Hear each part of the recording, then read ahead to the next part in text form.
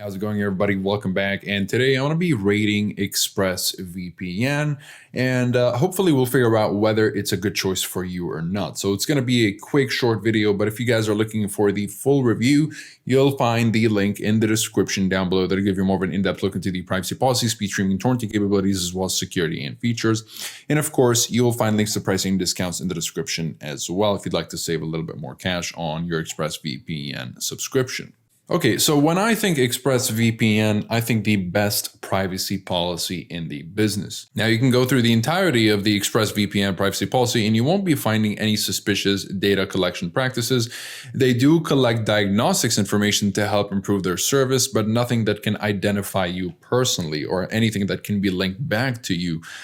So, of course, we have evidence of the no logs policy here in the form of independent audit reports, which are publicly available, so you can just go ahead and read them. All of the independent audit reports result in great standing, and the vulnerabilities found are never high or critical, and they're always kind of low to or sometimes medium to low vulnerabilities, which are fixed immediately.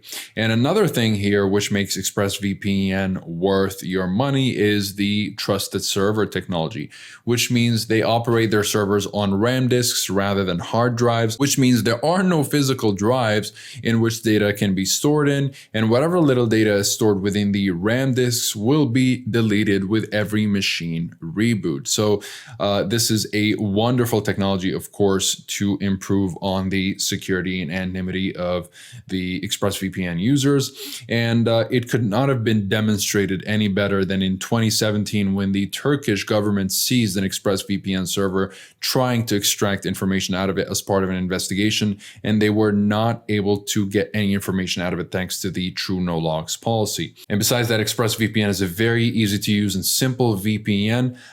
It doesn't try to complicate any of its user interface with any extra options and whatnot. It's very simple, very bare bones, and it focuses on anonymity and ease of use. And you have the necessary security features. You have a bunch of protocols, and the security features include the kill switch and split tunneling. Of course, the kill switch will stop your internet traffic if the VPN disconnects unexpectedly, making sure they're only going to be connected to the internet only when you're secured by the VPN encryption. And split tunneling will allow you to choose which applications are routed through the VPN and which are not.